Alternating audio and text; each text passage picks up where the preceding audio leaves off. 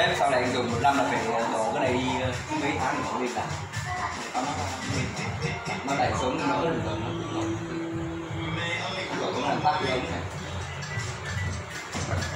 Ví dụ đấy, bếp sau này nhà mình dùng ấy, cái nhiệm vụ của nó là tháo này ra mà, chứ không phải là dùng mãi đâu.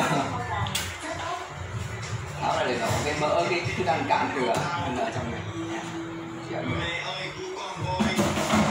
Cái này người mong muốn là sau mặt cái nước này cho vào cái góc để làm một cái bồn rửa tay bằng có bể hòa có gì đó. Như vậy em sẽ đục lên kiếm ra cái nồi vào đó thì rửa tay. Đục có lên đấy không? Đục có lên thì đi nối được không? Em chưa biết ống nó đi nào ở dưới đó. Ông đi vào nhà mình ra ngay.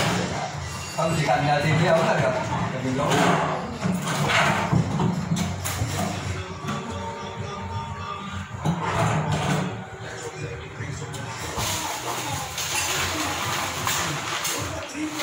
Nên có cần đi mua mấy cái đang mua xong rồi nó không bán được đâu. Cái nồi ống thì không cần nữa. Tức là nó bán không muộn. Sợ xi cắt đá rồi chứ còn cái điện nước thì nhiều lắm. Đừng đục lên biết là cái ống bao nhiêu.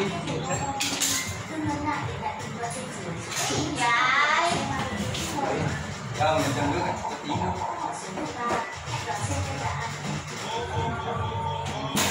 Không thằng sợ nó ở trên cửa khác nó rồi nó lên. Nó trên mà cái sinh nó tội chứ. Sinh cái điều đó hóa trên đấy. Rồi đúng rồi. Ở trong nước từ đây lên cái đoạn nhà vệ sinh trên đó.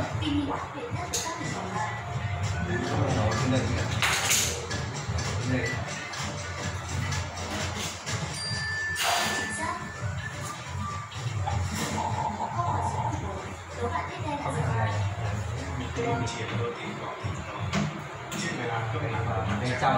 Bên trong 21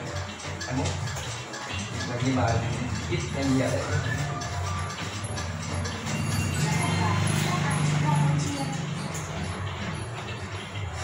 Cơm chiên có tiếng gọi thành công. Trên bề mặt cơm lạnh của mặt trắng, đĩa cơm chiên rất là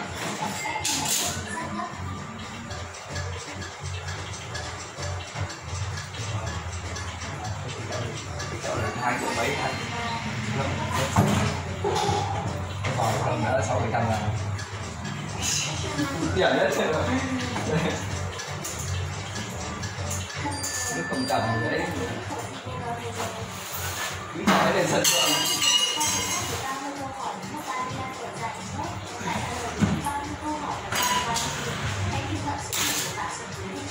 đấy lên sân thượng này phải ra để mang lại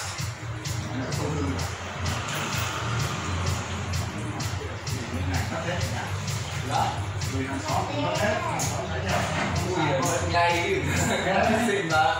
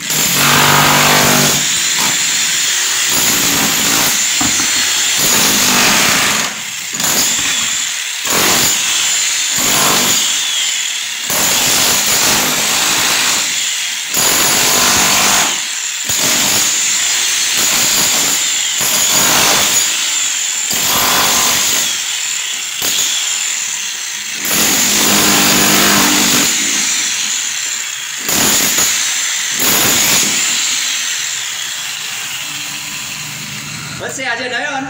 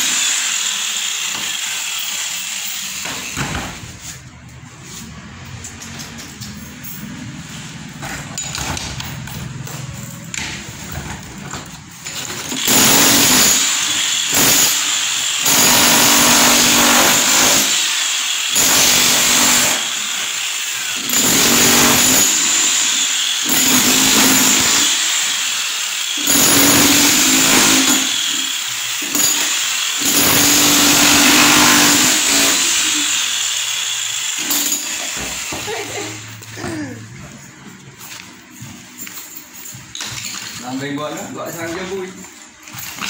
Tưởng đâu đang ngồi quán cà phê nào thấy em chị ra cho gọi lại chứ.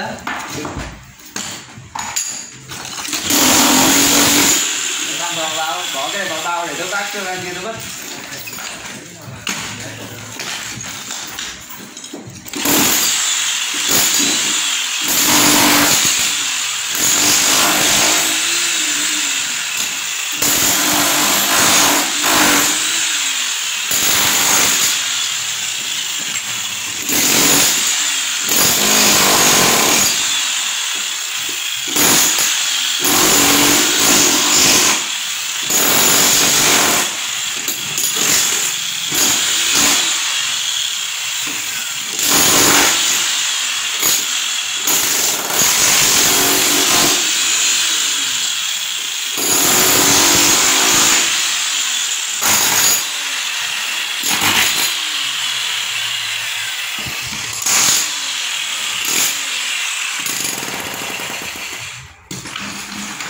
Tí nữa nó nhấc cái tấm đá lên nữa, tí nữa đục xéo cái tấm đá.